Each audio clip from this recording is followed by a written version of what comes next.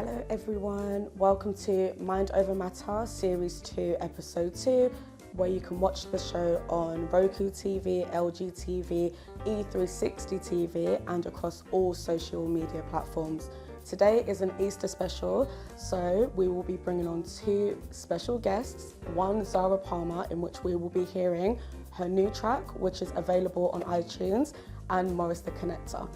And we will also be hearing from people on the panel in regards to mental health, including ADHD, domestic abuse and more. So sit back and relax and enjoy the show.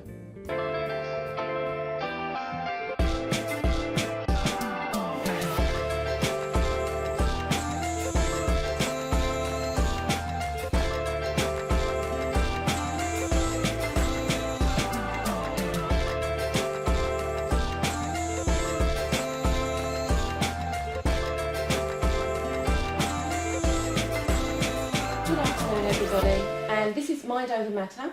My name is Angie, and today I'm going to be talking to Danielle, who's going to talk about pageantry and domestic abuse. So over to you, Danielle. How are you, Angie? I'm fine. How are you? I'm good, thank you. Thank you for having me on Oh, here. you're welcome. Right. So tell me a little bit about your story. I mean, there's so much to tell. Yeah. We don't have enough time, but I've had a few years of growing, should I say. I've been in two relationships that have involved domestic abuse, unfortunately. And I'm here today because I want to raise awareness of it. I've experienced the system, the police, all of that, and I've got such an understanding, and I want to use it in a positive way to help others. Yeah. Pageantry, now that's like the well-known pageants out there. There's a stereotype about them. This is interesting. Yeah. Tell me what brings you into this? But people see them as a beauty contest. But what brought me into it was I was nearly on Apprentice, so I was auditioning the final audition, and 50% get on, 50% don't. And so after that, my friend said, "Why don't you go and apply for this pageant?" And I said to her, "Are you mad? I'm old." I thought you had to be in your 20s. But I just applied, sent a photo of me in trousers. I thought, you know what? Let's just have a go. And I got in, and it was quite a well-known pageant. But then, shortly after I got in, I had incidents of domestic abuse, and even though he was removed from my life, the pageantry really helped carry me through and focus, and I was focused on that instead. And the pageantry journey, because you're doing lots of promotion for the run up to it, so all of that and getting to know everyone, that really carried me through. And I don't think they ever realised how much that helped me, because I had to be very confidential about what had happened, so I couldn't really tell many people at the time. And so I'm really grateful for that. But then unfortunately I met someone else who I'd known since I was little, and I was friends with his sister. And so unfortunately I was in another abusive relationship, which he was the only one I would have gone for after what happened to me. And when you have a relationship like that, you just think, I never want to have a relationship again. Exactly. But because I'd known him for so long, and I'd known his family, and he'd been a policeman, I thought, you know what? He's so lovely. Let's give it a shot. Yeah. So again, after 10 months, that ended as well, because the police had to become involved, and he was violent, and that I thought that was the end of me. You went back to being the first abuser. Yeah, exactly. It was like a pattern. So there must be something about me. No one's to blame for what happens to them, but I think I have a vulnerability to me, even though I seem like a really strong woman. But you wear your heart on your sleeve, and you never get rid of that. But I think I'm definitely more aware now, because I think if it can happen twice in a row, obviously with a break in between, but it was really hurtful. I thought that was the end of me. I thought I would just curl up in a ball and die. It must have been awful, yeah. It's really awful. I think, and people, always say, why don't they just leave? But I didn't even live with this man. We didn't share children. We had our own children. But it was even hard for me because I could see it unfolding in front of me. I'd had education about domestic abuse. I'm a patron of a domestic abuse charity after the first one. And I didn't leave immediately because they gaslight you. They say they haven't done what they've done. And then they're really lovely to you. You know, this is a man who took me to Rome to propose to me, and it was a really quick proposal. I mean, you look back and think, well, that's love bombing. But because we'd known each other since we were younger, we had that bond. Yeah, you had trust with him. Yes. As well. So it didn't seem like things were happening really quickly because I was feeling the same as well. But yes, it's really disappointing. And then you with the police, I mean, immediately they were amazing. They came, they put him on bail, and to be honest, I thank that because it meant he couldn't contact me and it gave me time to get over the trauma, because you have terrible withdrawal. It's excruciating.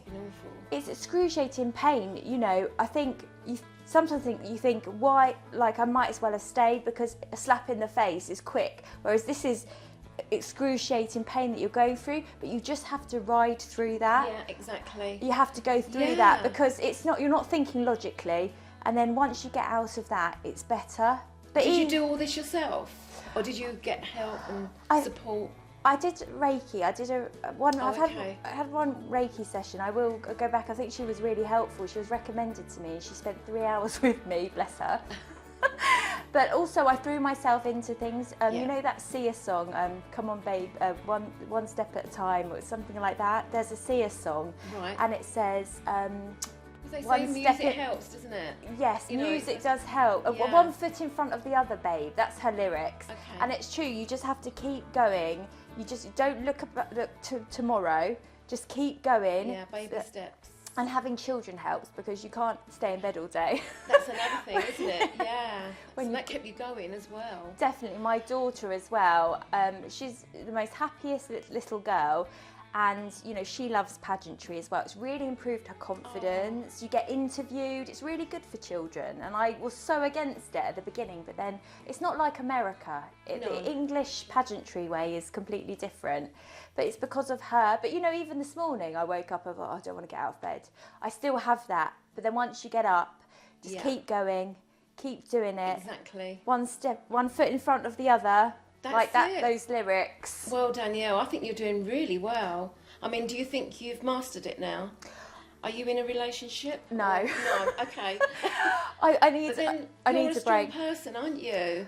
It's funny, isn't it? Because it does make you strong, but you still got that vulnerability, but you're very careful who you show that to. You're quite aware of it now. Very aware of it now. But I think with women who are still in that situation, you know, it's so hard to leave, especially if you share kids and finances. They can dominate everything, you know. It happens to men as well, but it's so difficult. And I think education is key, and that's what really helped me, because I heard of something called grey rocking. And when he was having a go at me the first time, you have to that means you just make yourself really boring, and like, I don't know if I've interpreted it a completely different way. This is interesting. But you make yourself, so I just kind of didn't react, and I just thought grey rocking, and that so being a patron even taught me about that, a patron of this domestic abuse charity. Okay. So it's so important, the education, and also education for men. And women who abuse as well. Yeah, they don't think of it as men being abused, but men are abused. Yeah, exactly. So it's education for all, and I think that's really important. And as an educator myself, I think more needs to be done in schools. Yeah, from grassroots level. Yes, definitely. You're right. Yeah, maybe we should start, mentioning that a bit more. We need to. I mean, it's being mentioned quite a bit in the media, but it needs to actually, rather than talking about it, something needs to be done, because I just think the role models we have, social media, you know, all of that can really affect everybody, and how we respond as well it's as if in the system with the police, it's as if the victim is treated as the perpetrator, and that has to change, and that puts so many people off reporting and carrying it through, and they're expected to be strong. So there was a point when I thought, I can't do this anymore. I'm in too much pain. I can't go through with this case. That's when the police need to come in and be strong for you. They can't just be like, oh no, we won't interview the witnesses because you don't want to pursue it. They need to carry on with their investigation, because how can they expect the victim to be strong at the time where they're most vulnerable? I know, it's awful. And of course you've got 2 children as well, so you've got to be strong for them. Were they bought into anything? Not like you didn't have any contact with the children. A bit of a temper, but luckily that was about it. But yeah, I mean, it affects a person like that can affect the whole dynamic, but it's completely split the 2 families up, because I got on with his children, he got on with mine.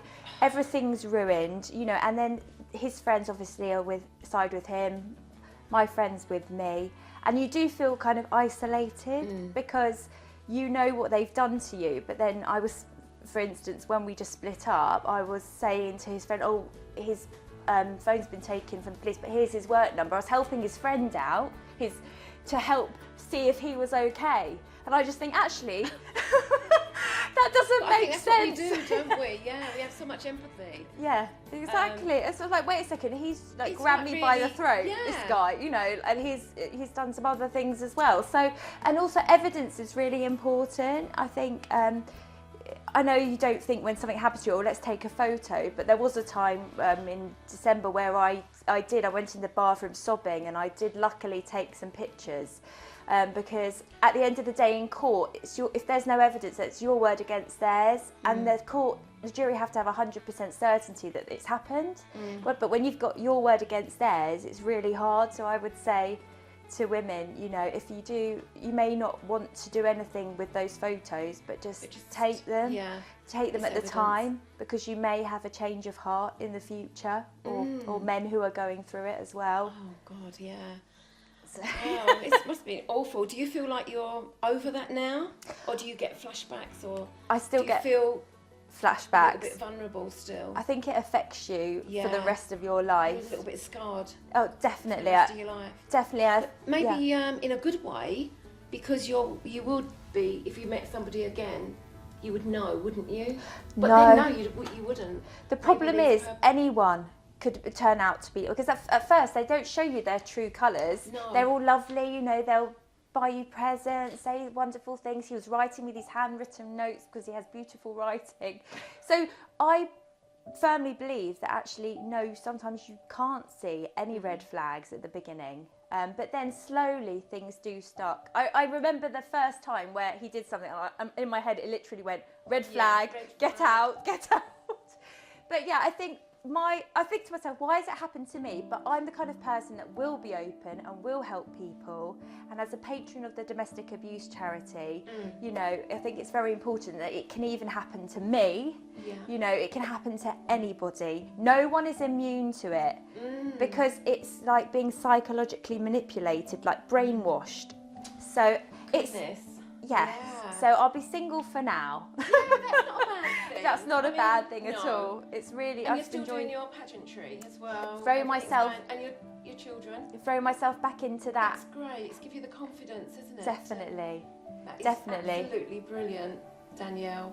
Thank you. It was really lovely to talk to you, and I think you've put the word out there. And you are an advocate for domestic abuse, did you say? Yes, well, I was a patron after the first relationship. So obviously during the second relationship, I was thinking, well, this isn't right. I'm a patron of this. I had conflict and this is happening to me. But I've come back with full force, and I really want to help people going through it, and that means having understanding. It's not pushing someone to leave, it's listening to these women and these people, men as well, who are experiencing this. Yeah, I believe that. I think once you're over it, you get an empathy, don't you, that you do want to help. Definitely. Yeah, that's where I am. I want to help people when you've gone through something. Yes. So that's great to be like that though, isn't it? It is. Because it's usually turning your pain into power and helping others, sharing your experiences. Yes, that's right. To help everyone else avoid what's happened to you. Thank you, Danielle, for being on our show today. Thank you. It's been lovely. Hope to see you soon. My name is Angie, and that's Mind Over Matter, and we've got more guests coming on soon.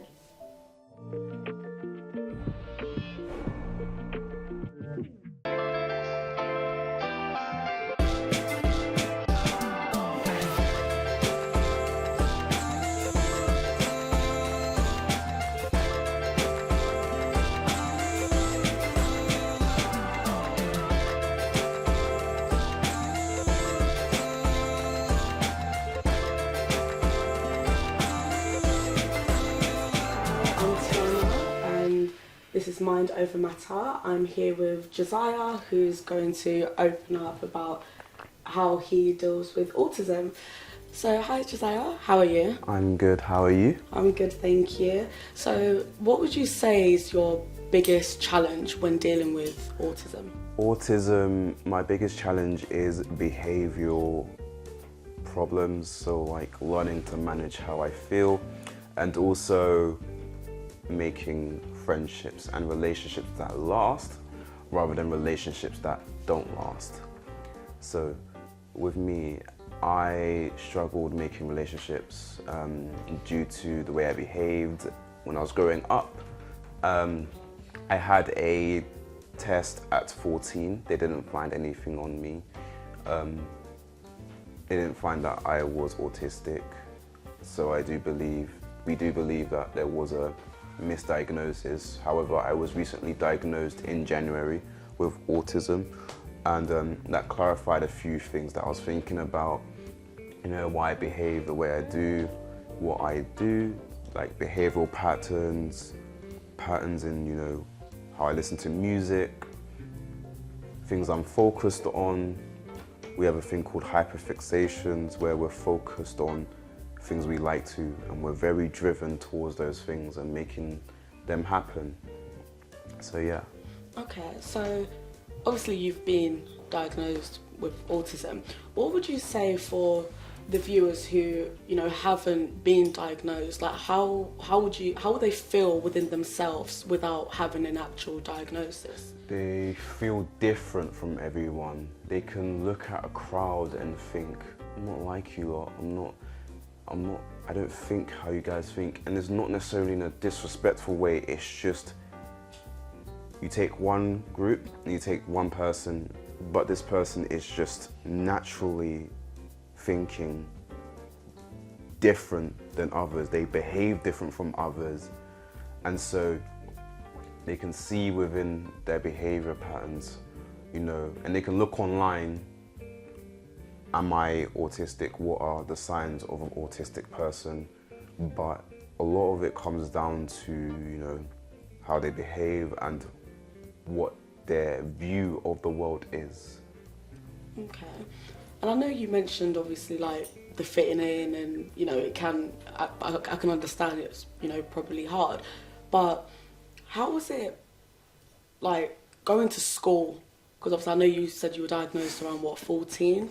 How was it like going to school, or even now like as an adult in like the work world, the workforce? How was you finding that? Going to school is a very difficult one because I had friends at first, but I ended up losing a lot of friends over time.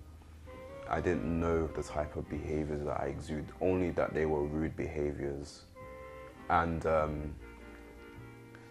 it ended up being where it was what I knew. And until I was about 15 years old, my behavior died down a bit. And I started becoming more control of what I was doing, thinking of what I can do, what I want to do.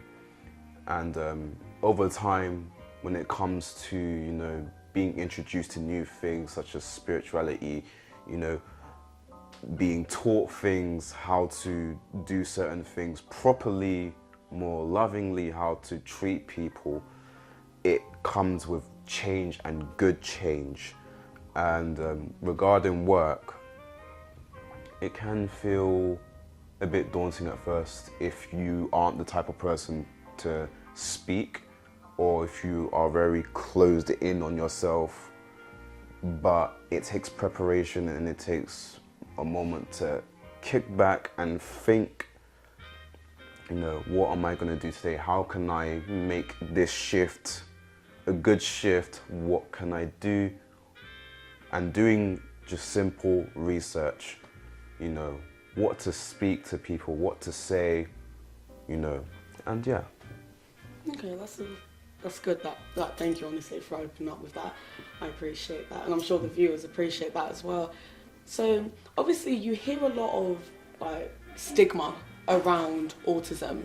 Should I say, like everyone says oh, if you're autistic, you know, you're different, or if you have this, you know, it's all, you know, it's like everyone separates autism with normality, should I say. So how would you like advise others, or even how did you come about that realization yourself to be like, you know what, I'm not different? How did you come up like with that? Regarding difference, it's a case of not blending in with people. Whenever you're in a group, you think, can I be a part of this? Am I going to be part of this? Am I going to go forward with this?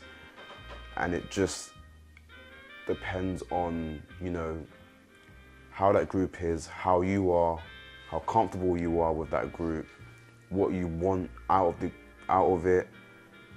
Regarding the difference side of things, it's, you know, it's feeling away from the group, but also you tend to be curious about a lot of things. So when I started being on my autism journey, I looked up a question, and it was a weird question, and it was along the lines of, can autistic people do this? And it was a really weird question, because I'm like, we are people at the end of the day. I'm quite curious just to know what that question is. Something along the lines of, can autistic people be intimate or something like that? I believe, from my memory, something along the lines of those. Not exactly that, but I just want to say, we are people, we have emotions. Although our brain structure is different from the vast majority, just because we think differently doesn't necessarily mean that we are wholly different. I've got a body like you, I've got eyes like you, I've got a brain like you. Simply just put, my brain is different than yours. I like that. Honest, you know, that just listening to that is inspiring, and I hope that you guys are inspired by that as well. So, like, moving forward with it, because obviously it's a, you know, it's for life. Do you think that will this affect you, like, in the long run with anything? I know we spoke about being in like the work world. Like, how is it changing? Like, do you know what I mean? If you're going into this environment or changing, like, do you know what I mean? It comes down to whether there are barriers and whether you want to break down those barriers, because it's gotten to the point where people have told me, just because you're autistic doesn't mean you should make it your whole personality. It's a part of you, but it doesn't define you. What defines you is the people around you and your character. So for me, going forward, what I put my mind to, it's a case of, do I want to make it succeed for me, or do I want to put it to the side, or do I actually want to focus on it? Okay, I like that. That's really good that you think that way.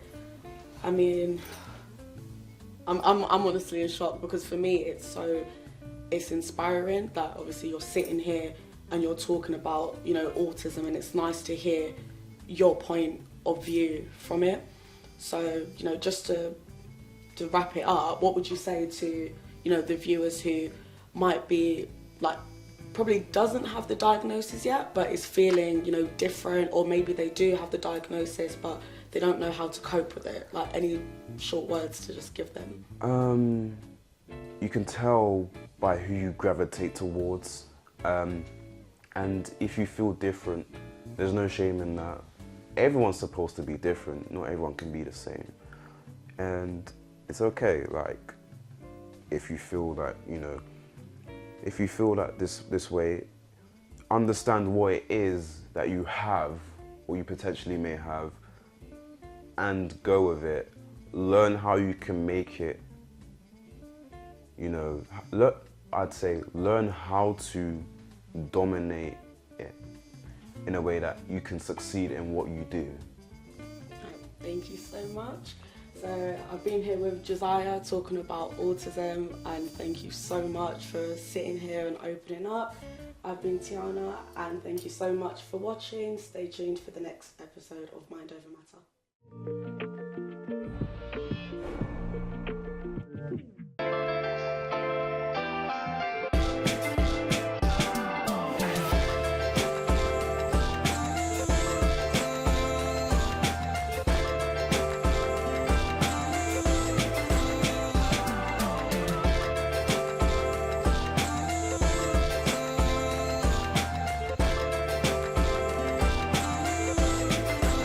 Hello and welcome to Mind Over Matter.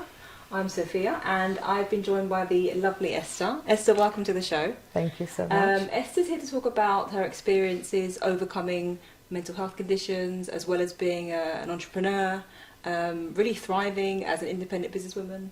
Esther, would you like to introduce yourself? Absolutely. Thank you so much for having me, Sophia. I'm Mind Over Matter. It's a pleasure to be here. My name is Esther George. I'm by profession an educator, but I also own an independent franchise business online, and I am a certified and published makeup artist. I work with charities, and I'm an all-round really.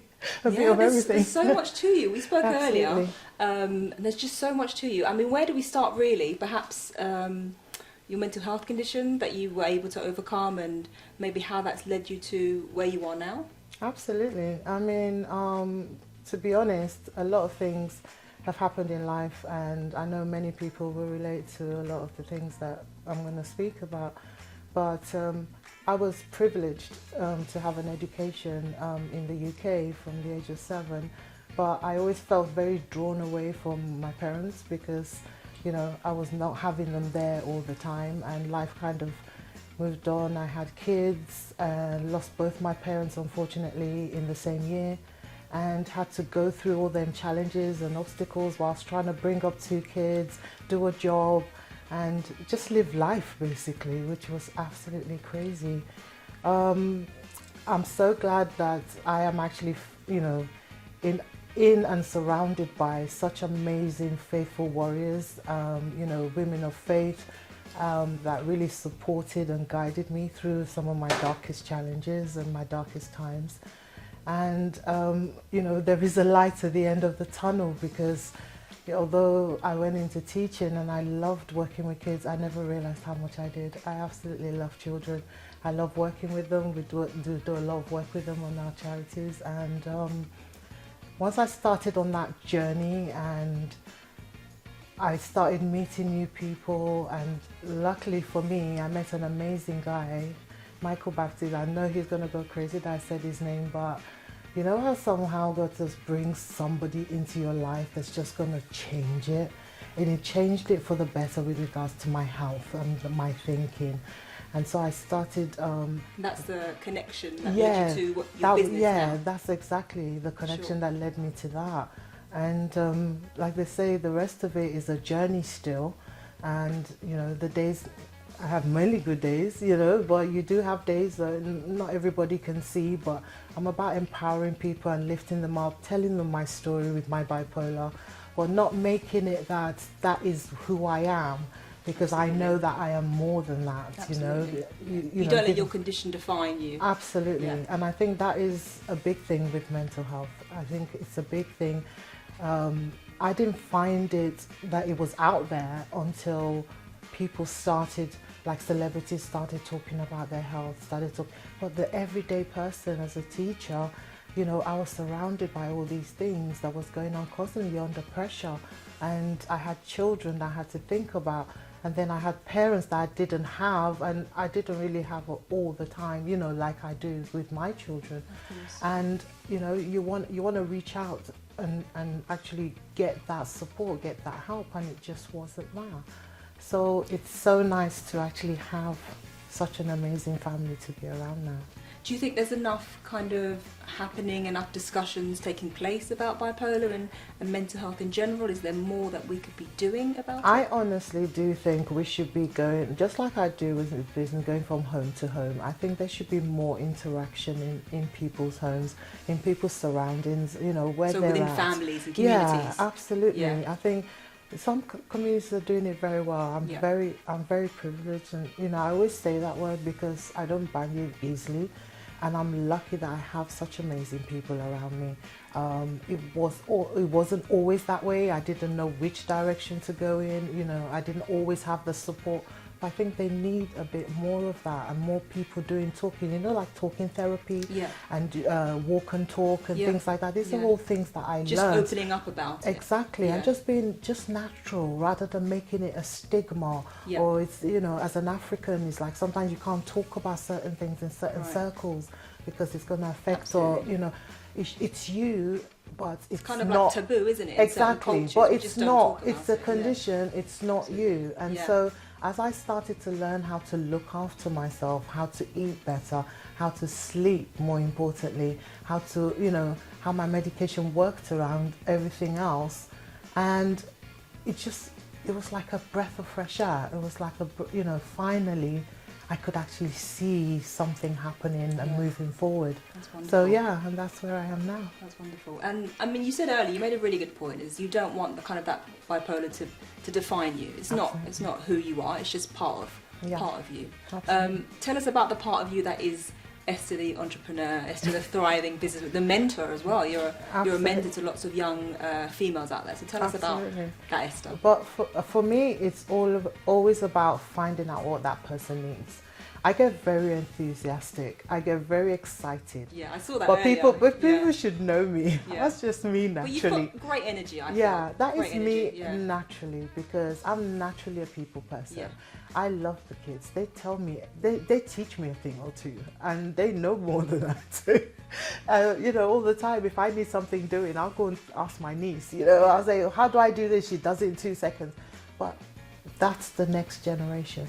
And we want them to be better. And tell us about how your business is supporting young people or other young women out there. Absolutely. I mean, it's not just necessarily for just young people, but if you have that entrepreneurial spirit, if you're at 16, 17, you're nearly at that point, and your parents can see it, you can see it. I mean, I go and get my hair done. I mean, I wear lots of different ways because I do all kinds of crazy things. But good, crazy good.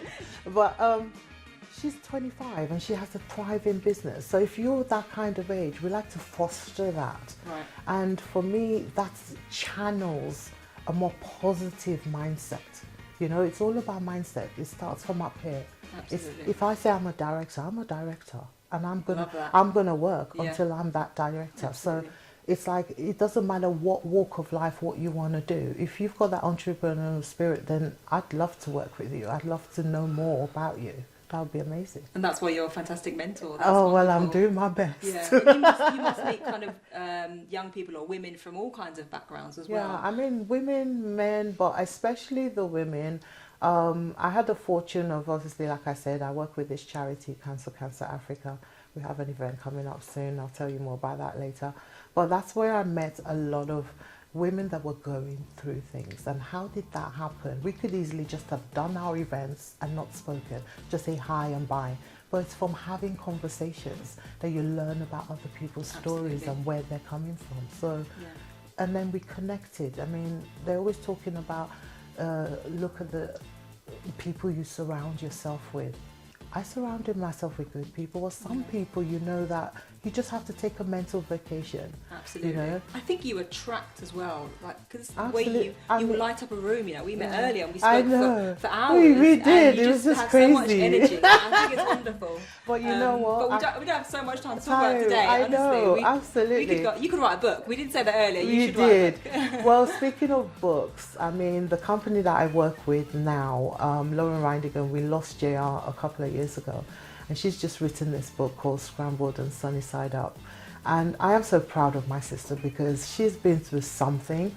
And it's like, if she didn't have that network of people around her to support, and especially her daughter Amber, you know, she had a lot of people, including us, because we're like a family. It's like we're a big community. I mean, that's what it is, isn't it? At the end of the day, it's being supported and having strong links around you and having a strong network, and I think, and having role models, and you are a wonderful role model. Thank you. I'm doing my best. I'm still a work in progress. We all are. It's been a pleasure to have you. Thank you for so joining us. much. Thank you for your I've story. loved it. Thank you, Thank Sophia. you. It's Thank you been a guys pleasure. for joining us on Mind Over Matter.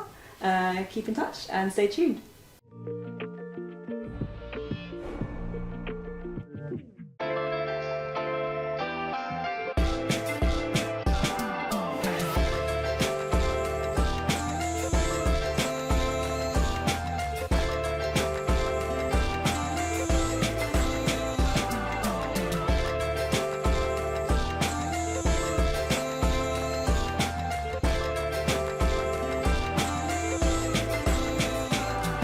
Hello everybody, welcome to Mind Over Matter. My name is Kelly Flick and today we are speaking to Winnie. How are you, Winnie? I'm very well, thank you, Kelly. Hi everyone, I'm Winnie, and I'm here to talk about body positivity and self-confidence. Perfect. Because I'm like really suffering from it. I mean, Yeah. not suffering, but I'm still at the journey of self-acceptance and loving oneself. It's nice to hear that, oh, you love yourself and that you cannot love someone if you don't love yourself, right? So I'm at that journey of really loving myself, which is great for everyone. But the thing about me is it's the mind, isn't it? Like people would always say, oh, you look good, you look this and that. But in your mind, you're like, no, I don't really look good.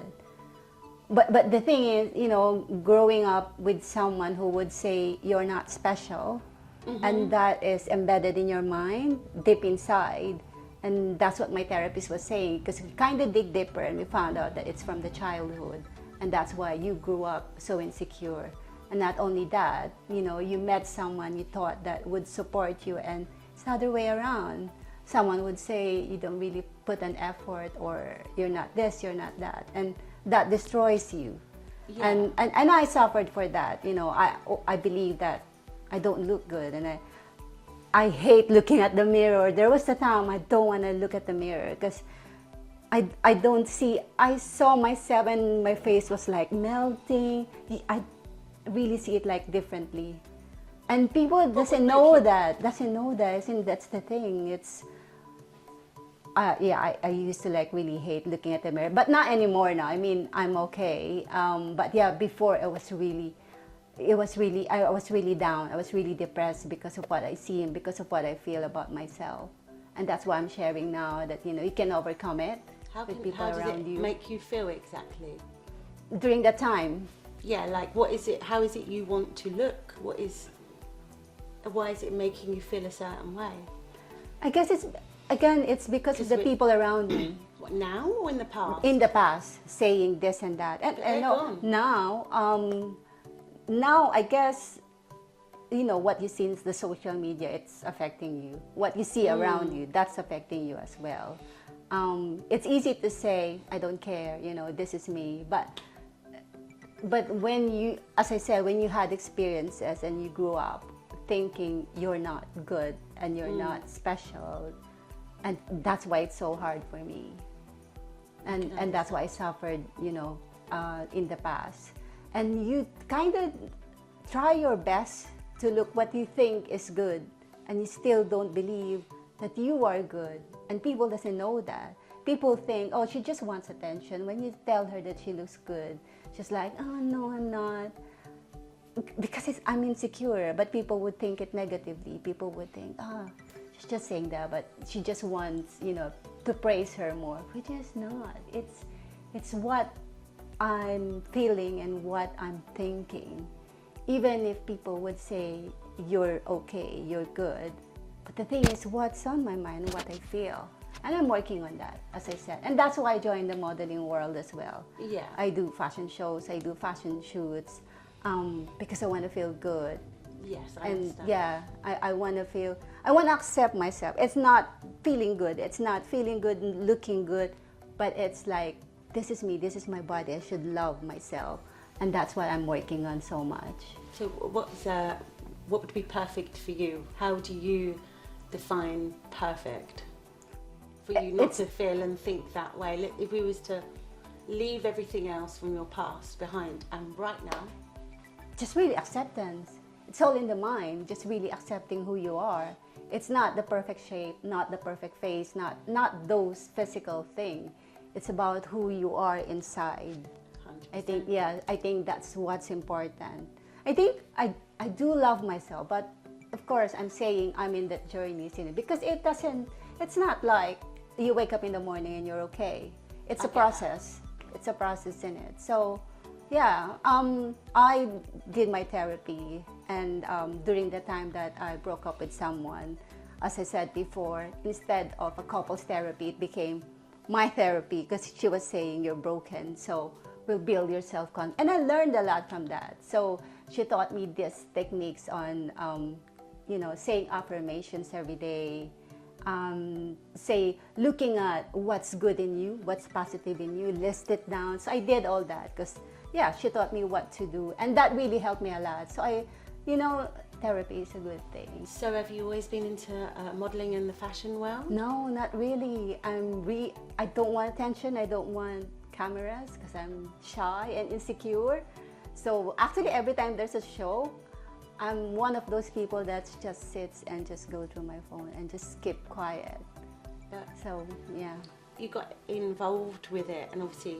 And I love it. Yeah. You're saying that it was a past trauma, in fact, that has always something that you carried with you all of your life. So and the modeling helped me as well confidence. Be confident and face the world, face the people.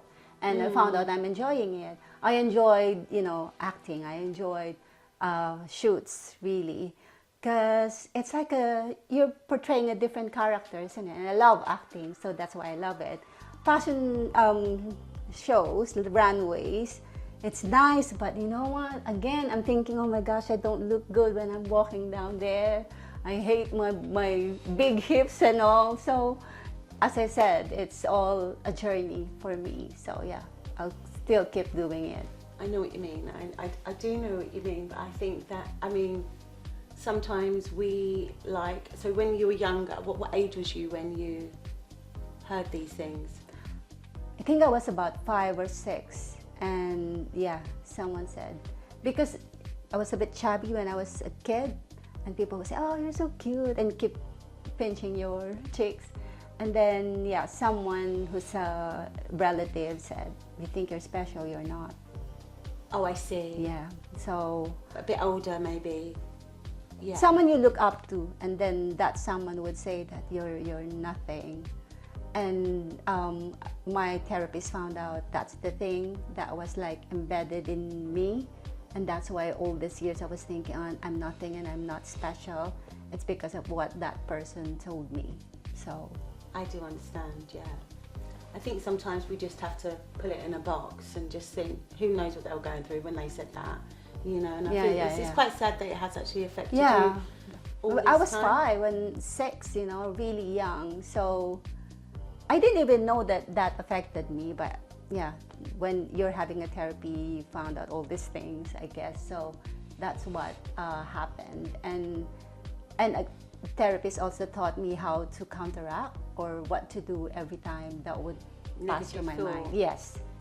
And that helped me. So No, I think there's a lot of misconception.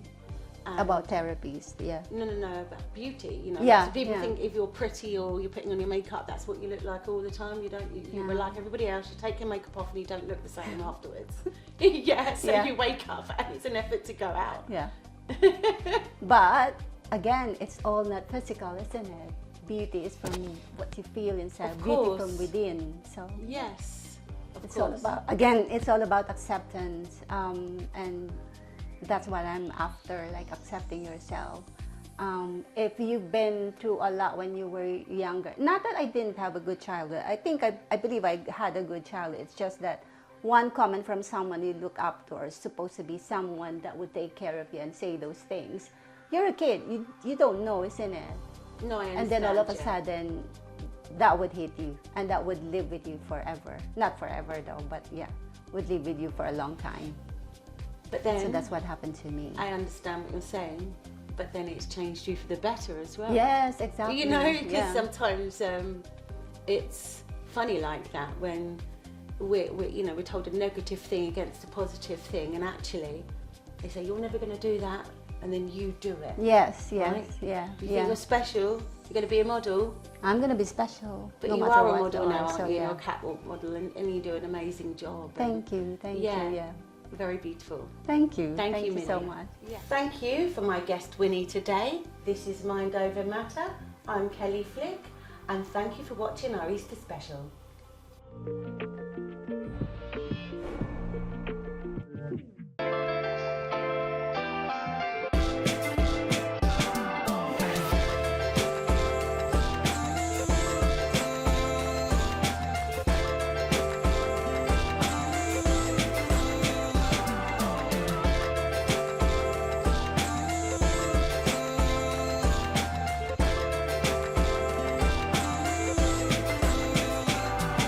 Hello and welcome to Mind Over Matter Series 2. We have Zara Palmer here, a special guest for today for our Easter special, and she will be sharing her story on how her journey from domestic abuse to how she is now. Welcome, Zara. Thank you for coming. Thank you so much for having me. I think the last time I saw you was 2 years ago. Yes. And I actually came on again talking about some situations, and it was really great. It was really inspiring and really helpful. So thank you. Yes. So shall we just touch on that to give the viewers a bit more insight? Yeah. So with your previous partner, the domestic, what exactly happened? I think he was very physically abusive. He was a narcissist. He was one of the most extreme narcissists you can probably get. He had a lot of mental issues, so his insecurities, he did take it out on me. There came a point where I had to look on the floor. If I was performing, he'd drag me out by my hair. He'd be kicking me on the floor in front of people, and people wouldn't do anything. They'd just kind of stand there. But I kind of lived my life through fear, and I kind of felt alone. He kind of kept me in this little bubble, just me and him. He kind of cut me off from my family, from my friends, and it was really, really hard. And I went through a hard time, and I got to the point where I even tried taking my own life a few times, many times actually, and I'm like, why am I still here? And then I remember having a conversation with my mum, and I was like, look, I've had enough of this life. I don't want to be here. I'd rather than just keep trying to take my own life, I'd rather just go to Switzerland, maybe try euthanasia, so I can just get out of here peacefully and say goodbye to everyone. And, you know, my family was upset, but they were like, if that's what you want to do, then, you know, obviously we don't want you to go, but if you don't want to be here, there's not really a lot we can do about that, you know, if that's what you really want. And then I kind of heard how upset my mum was and my family, and how, like, they were, like, constantly supportive. And I was like, you know what, it's selfish of me just to say I want to go, and your family love you so much, you know. So yeah, that was a difficult time, but it's almost like overnight something just clicked in me. I'm not sure if anyone believes in, I call him the creator. It's almost like a voice spoke to me, and he was like, what are you doing? You know, get up, keep fighting, you got this, sort of thing. And I actually wrote a song about that situation. Recently, it's called The Almighty. It's me saying the conversation that I had with the Almighty. You know, can you hear me? I've been through so much pain. But then the chorus is like, keep on fighting, you know, but it's a really good song. And when you sing, is it like closure for you? Does it help you mentally, basically? Yeah, 100%. It's a way of your healing. Yeah. If I didn't have music, I don't know what I would do. Like, it is my therapy. And people say, how have you got over certain things? Because people that might see you as this happy-go-lucky girl, and I'm wild and I'm feisty and I'm lots of fun, but, you know, back then it was like I was just a shell of a person. I just felt like I was existing. But now, like I said, because I've been doing music, I even started university as well. So it's like something just clicked in me and went, what are you doing? Get rid of all the negativity. Don't put yourself in these situations. Make sure you've got your friends and your family always there to support you, but just don't put up with no crap, basically. Yes. I never thought I'd say this, but now if someone just sort of does one thing, I'm like, bye. So your journey from 2 years ago till now, like, what has changed? Because I know a lot has. Yeah. So you go to university now? I do, yeah. Yeah, so I kind of, one day I just thought, you know, I want to do more. I really want to do more with myself, and I want to feel like I've achieved something, because I think having partners that are controlling, you don't really, you're living your life for them. You don't get to do exactly what you want to do. So I'm like, okay, what do I want to do? I want to maybe have my own record label one day. I want to maybe manage artists one day. I want to be able to record my own stuff, produce my own music. So that's what I'm learning there. And it's Matthew Knowles is the founder of it, Beyonce's dad.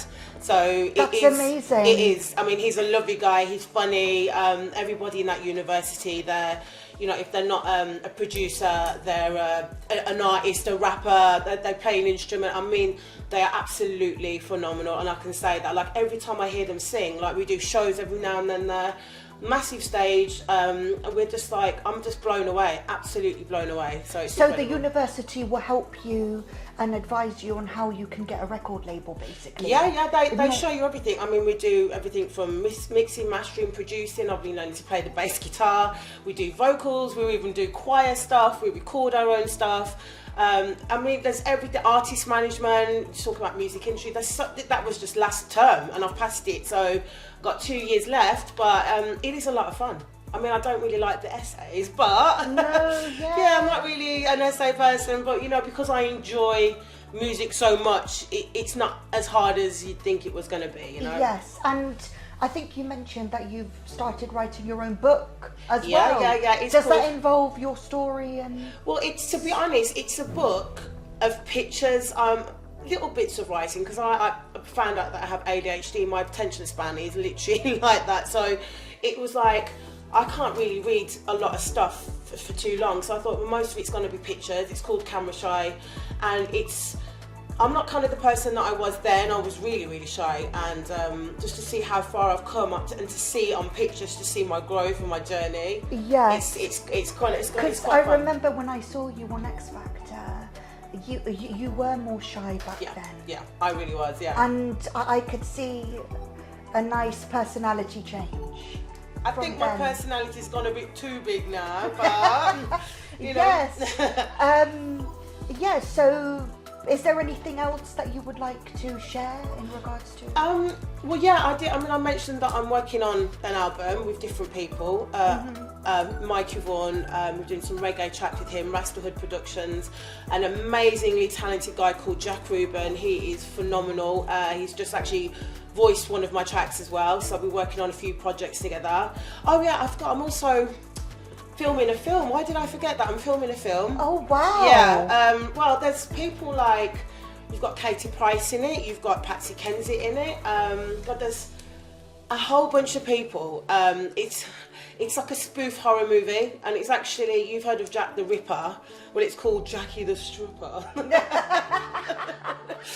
Well, it's going to be funny, but it's the fact that you've got quite a few people in it. I'm quite, you know, I've got a few lines, not loads, but it's just nice to be part of something. So you're doing a mixture of things, acting, singing, writing. Yeah. That's brilliant. Yeah. I'm also going to be having my own radio show, and this is the thing, what I needed to say actually, the reason why I'm in a different headspace now is because I'm keeping myself busy and I'm consistent. Like, before I was at home, I was lying in bed all day.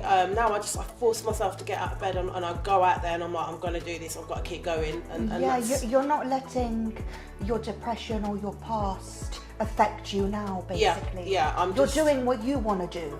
Yeah, I am. And also I'm around a great team of people, and management. And they support you as well, don't they? I'm never really, I'm quite a loner. I'm a one-man band. I've always sort of been I like being on my own mind space. I find peace. Before I couldn't understand being on my own. Now I just love being on my own. I've got a little dog, Blue. He's little miniature Dachshund, but he keeps me entertained and happy all the time. So I love that. But yeah, this team of people, when I met them, New Level Promotions, they're called. Lady Beebe's my manager. They're just so supportive, and all they want to do is help, support, elevate. They're so much fun. I've never been around so many positive people that we all want the same thing. We all just want to achieve greatness, and it really helps. Yeah. Really, really helps. I don't have a chance to even think about depression. It's really inspiring what the person you are now and what you've overcome, basically, because some people would have committed suicide or would have given up on their dreams. Yeah. You know, so yeah, that's why I want to show to people, look, if I can do it, sometimes you look at it and you think, there's no way out of this, I can't see a way forward, but it gets better. it does get better, and you don't think it's ever going to happen, and you don't think you're gonna see a way forward, but you do. You really, really do. And I'm living proof of it. I'm achieving great things in life, and I know you guys out there can do it too. Yes, it's true. Can I actually just interrupt you? The song that I'm going to do, it's when I was in an abusive relationship, that was another song, a slow ballad. I used to cry to it all the time. It's like I put my heart and soul into it. It's just one thing that really helped me, because once I'd recorded it, I was like, I looked at him and I thought, see ya, you don't even deserve any more of my time. And I just want people to know as well, you know, you know your worth. You're worth more than what you think. You know, just if someone treats you like that, leave. Don't do what I did and stick around for someone to treat you like a dog. Leave. You know, your own happiness. If you notice the red flags, leave straight away. There are so many It doesn't matter red how flags. much you love them, Yeah. how much you care for them, what you've been through. If they're showing signs that they don't respect you, leave. You basically. have to, yeah. Yeah. I'm at that stage, like I said earlier. If someone does one thing to me now, before I give someone 100 chances and keep going back, and they kept saying sorry, and I was like, oh, they love me. They don't love you. If they don't make you happy and they don't make you smile, they've got no compassion, no empathy, don't be with them. They don't deserve to be in your life. They're just draining your energy and making you feel worthless. Yes. They're supposed to be picking you up, making you feel on top of the world. That is it. And I will not, I've been single 2 years. Now I will not settle for anything less. No chance. Yeah, so, and I want that's people really good. to realise that they can do this. They should do the same. Yes. Never settle. I totally agree. I know you can't perform for us today. I know, I'm really sad. I've got the flu, so it's Yes. I'm gutted. I'm But absolutely gutted. What we can do is listen to your track. Okay, nice. You know, your backing track. Okay. And we can hear how the music goes. Yeah, I have to say the music is done by a guy called Naran Lichmore. Well, he calls himself Naran, but I call him Naran. I don't know why I do that, but he's really, really incredible. I just said, look, can you make me a song? And he just does it straight away. He's really good. He's really good, yeah, very Yes. talented. So let's play the song. And just to confirm, what is it called? It's called I Don't Want You Back. Okay. Yeah.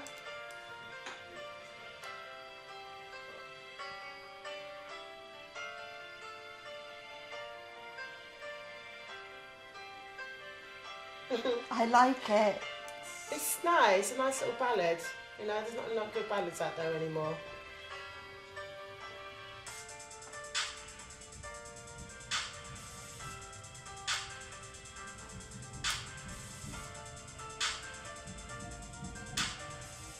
That's amazing. I love the tune. Thank you so much. And when is it going to be out? It's actually out in 2 months. Oh, wow. Yeah, I did it with a producer called Naran Lichmore, if you say it right. He's a good friend of mine. Yes. And yeah, we're working on some amazing tracks together. But I can't wait for the world to hear it.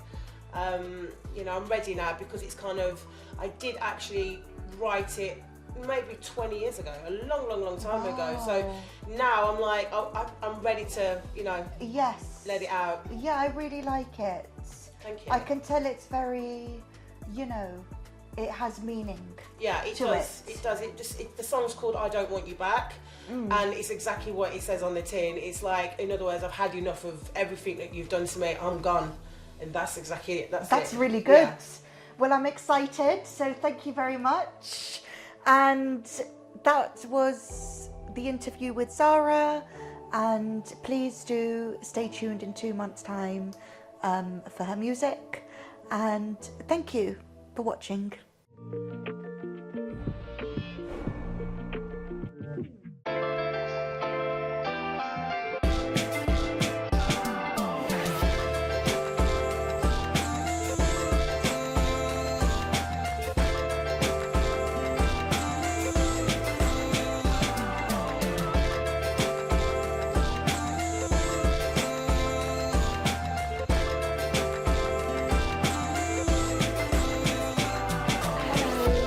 Welcome to Series 2, Easter Special. We have Morris the Connector here, again, to talk about how he became the Connector and his story behind it and his journey.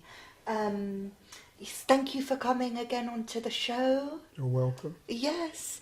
So I know we touched a bit on, you know, the deaths in your family and things like that. So I wanted to ask, why did you become the connector? What has led you to become the connector? Well, it's been one journey, I would say. I want to say to you, Anastasia, life is a journey of self-discovery. So the reason for my name is Moisture Connector. I've rediscovered myself, going from the pain that's pushed me to the power, to empower. You know, I grew up with my mum and 5 siblings. You know, me and my dad left home when I was 7 years old. You know, I really struggled with that, going to school. You know, I was getting bullied at school as well. You know, it wasn't by the kids, it was by the teachers telling me I wouldn't be nothing in life. But fast forward, I want to talk today about the power of the human spirit. That's what I want to talk about. Because you asked me one thing there, why and how did I become Moisture Connector? The greatest thing that we can say we can become, it's not who we are, it's who we become. But I went from glory to wearing my crown of glory. And the first time I suffered a major death in my family was my brother. He was 19 years old and he was stabbed to death in London. You know, my hero, you know, my king, you know, my protector. But fast forward, when he passed away, I suffered mentally with that. You know, it could bring you up or it could bring you down.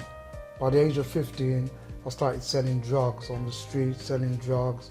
I've done that for 12 years, I would say, going in and out of prison. You know, it didn't really stop me from doing what I was doing. My mindset was like, you know, I didn't know what I wanted to be after leaving school. I didn't believe in myself. You know, so after 12 years, it was the death of my son. He was 18 months old. He passed away at home in an accident. That made me look up and think to myself, Maurice, what are you doing? What are you doing with your life? I must have hugged him over 10 or 15 times. You know, can you imagine that? And then hearing he's gone, looking in his grave and thinking to myself, you didn't even know this boy, you know? I was seeking, I was finding. They say, knock on the door shall be open, seek and you shall find. And I went to church. When I went to church and started to go to church, my mindset reset. I started to think different. I started to believe that there was a higher being, you know, which is God. You know, everybody was singing and dancing in church. I used to be dancing in the nightclub. But here I was, thinking, I'm happy now, being in this place. But fast forward, after going through that, I started to work for the first time. Can you imagine? After selling drugs and things like that, I started to work and I started to feel good working. You know, started to... So,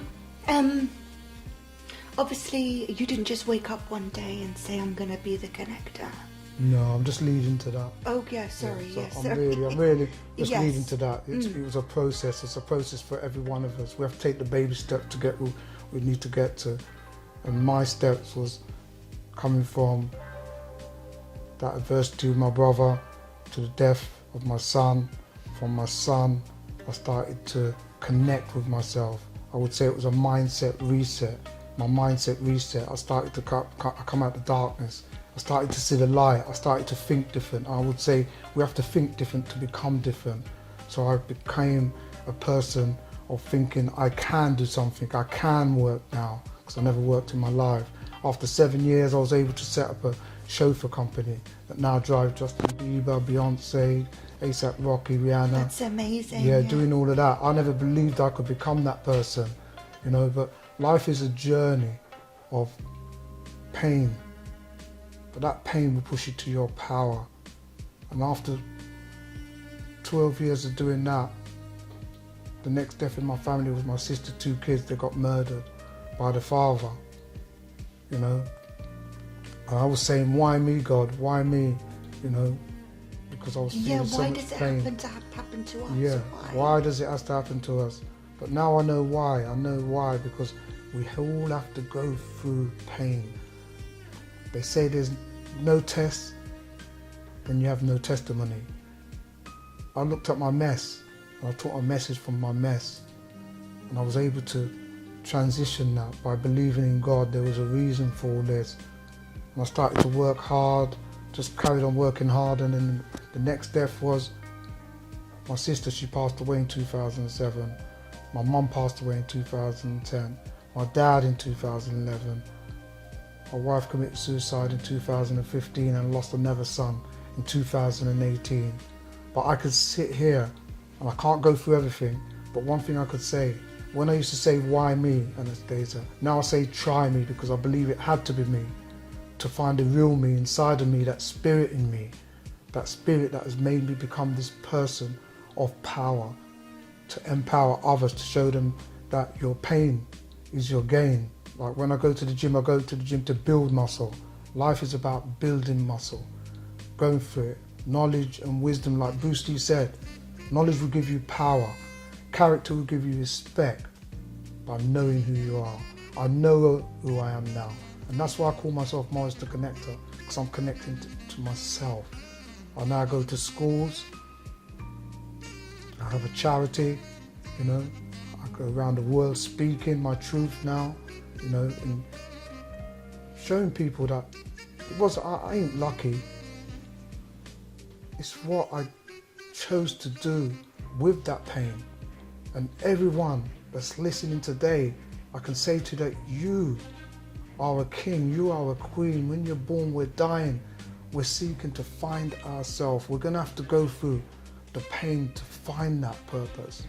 But we have to try and make the right choices. I made the right choices. 33 years I haven't drank alcohol or smoked marijuana. I chose to transition from that pain, to push myself through that, to become Morris the Connector, that's now connected to the source and sends out the right vibrations to get the energy back, to give back to everyone I speak to. So you wouldn't say you're like a motivational speaker then? It's more a connector is different. I would say, most people say, are you a know motivational speaker? I said, no, I'm an inspirational speaker. I inspire people to get up. I don't motivate people and pump them up. I do in a way, but I inspire them with my story. I've written a book, it's called From Gory to Crown and Glory. Many things happened in that darkness that was gory, but it's my crown and glory. I believe God chose me as a messenger. I took my mess, I took the message from my mess. I believe we all got messy. Yeah. But you are the pen and paper of your story. You could play the victim or the hero, Anastasia. But I'm the hero now. I go with my cape on, saving lives now around the world. I was in New York, New Jersey, Los Angeles, paid speaking, you know. It's very inspiring what you do. And you talk with people all over the world. Well, that's my gift. You have seminars as well, don't you? Yeah, I had a seminar in Atlanta in November. But that's my gift, that's my purpose. I found my gift. They say once your gift becomes you, it will bring you in front of great people. You had to go through all of that to realise your gift. To find myself, yeah. Yeah. And that's the power really of the human spirit. That's the power of the human spirit. We all have a spirit, but we don't connect to it. I used to do, right? And be. Now I'm being the real me. And now I'm doing. You know, so the difference when I was a gangster, I was doing and being outside of me. Now Morris the Connector is connected inside of himself. They say once a man, twice a child.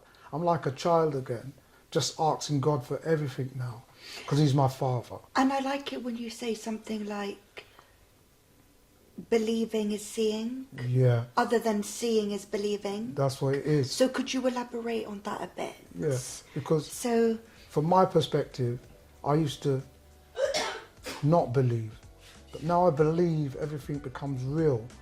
So it's not seeing is believing, it's believing is seeing. Because if I believe why I had to go through this pain, I know my why now and my must. Your why is bigger than you, Anastasia. The why. Why is this happening to me? Many people don't know why things are happening, where they come from, what they're meant to do, or where they're going. But I know why, because I've now found my gift. You need found to my know purpose. your why. You need to know your why. Yeah. And you must. Like Muhammad Ali said, he said this quote, I love this quote. Yes. He says, the service to others is the rent we pay for being in this world.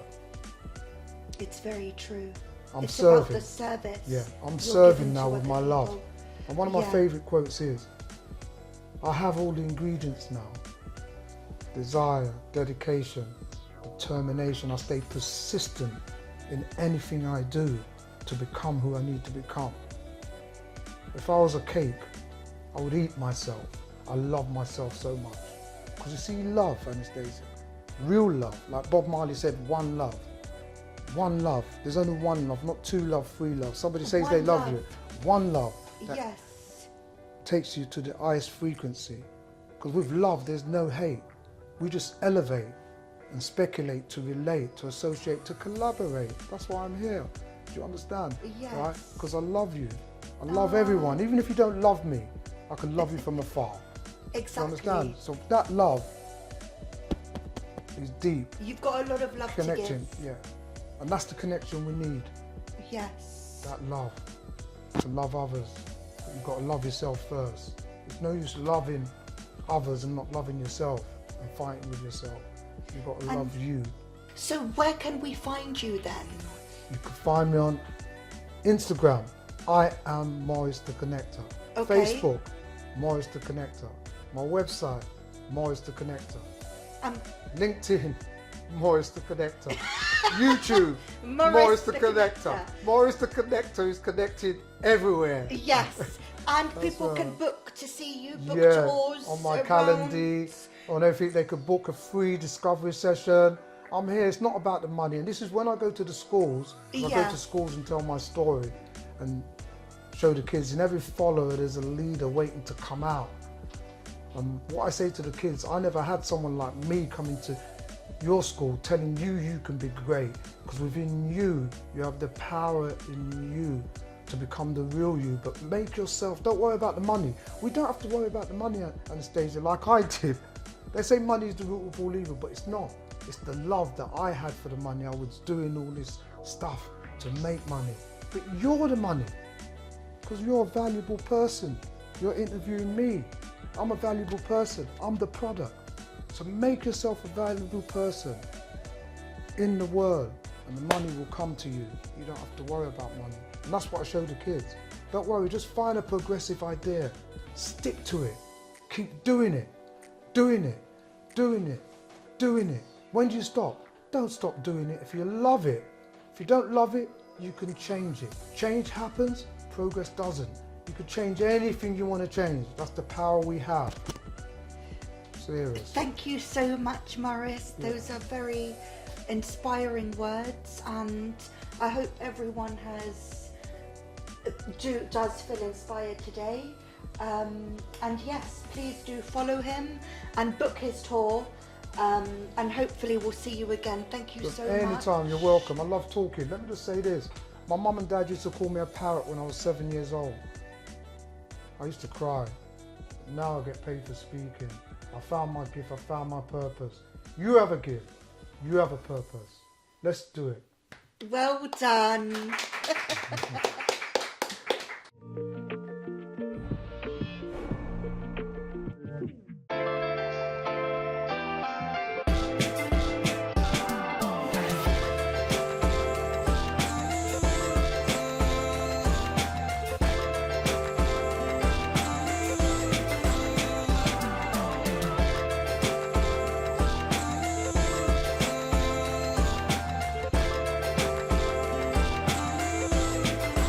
Everybody, my name is Kelly Flick and welcome to our Mind Over Matter panel discussion.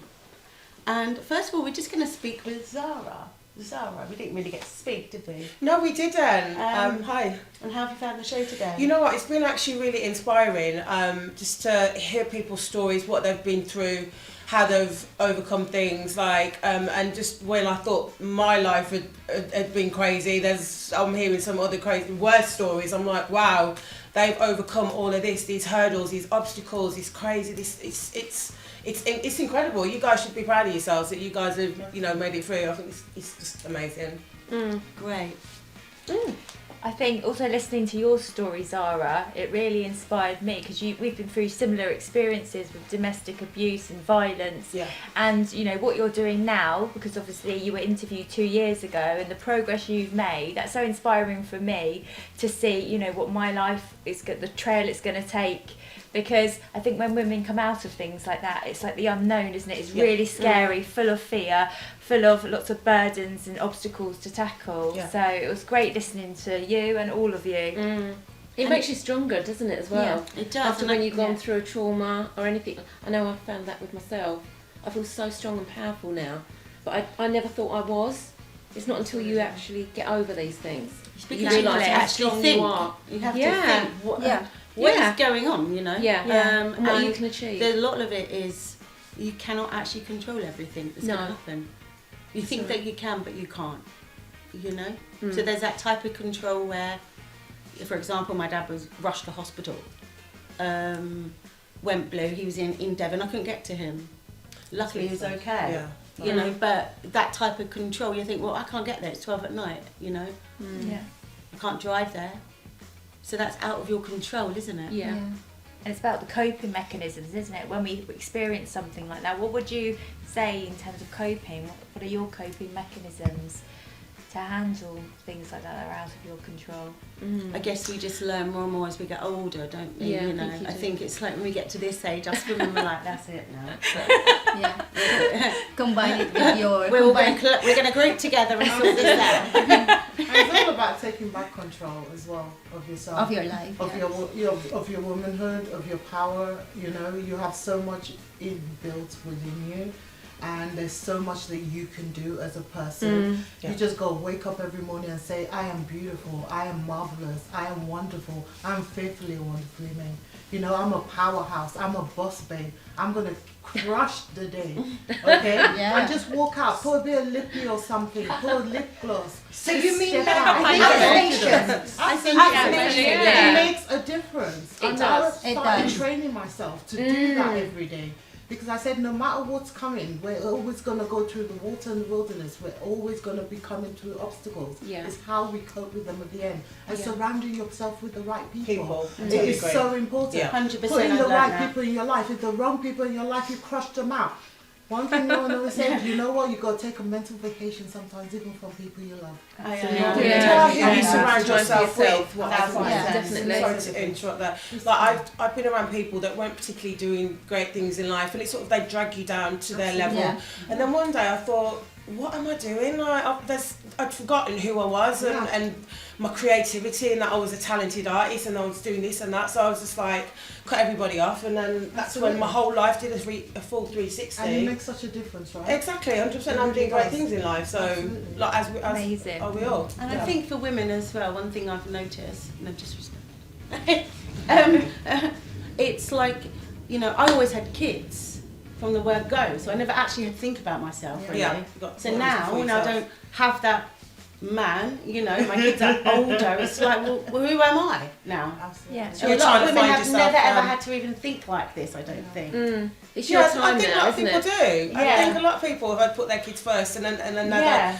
some of them are in their 40s, 50s, and now they're like No, the kids hold have on, left home. I'm like a single person. I'm like, what's going on? Yeah, now? right. Start Where over am I again. now? You can start again, Kelly, can't Well, you? it's time for Yeah. you to shine, Kelly. Yeah. You know? Yeah. It's time for I you think to that's the actually exciting shine. part, though, finding out who you are. I think that's Absolutely. great. I wish I That's could do that again, yeah. Find out what you like doing as well. Like you know. Yeah. Yeah. And really, the guidance is ask yourself, are you happy with what you're doing? Are you happy with yourself? I think with everything that happened in my life, that's a question. Am I okay? Am I happy? If you're happy, you're doing great. That's right. It's not the money, it's not what you have, it's what you feel about yourself. Yeah. Absolutely. Guys, I've got Yeah. to interrupt. We've got a guy at the back, so can we Yeah. just ask him how? Yeah. I can't let him feel left out. What was the question? No, just how was the day? How did you find the day? And how did you find it? Yeah. It was nice. The day was really good. It was good getting to know some of you and your stories and where you guys have come from, or should I say gals. It's nice, you know, hearing you guys building yourself up, lifting yourself up on solid foundations of positivity, you know, building relationships and helping each other, because as we all might be aware of, who you are around can make a big difference. Definitely. And so you want to be around people who build you up, who help you. Like us. All of us. Yes. And not those who just drag you down. Yeah. Yes. Amen to that. And thank you. That brings us to an end of our Mind Over Matter TV show today. I hope you have enjoyed our Easter special. My name is Kelly Flick, and just to let you know that we are not professionals or medical professionals, and if you would like any advice, please contact Mind or your GP. Thank you.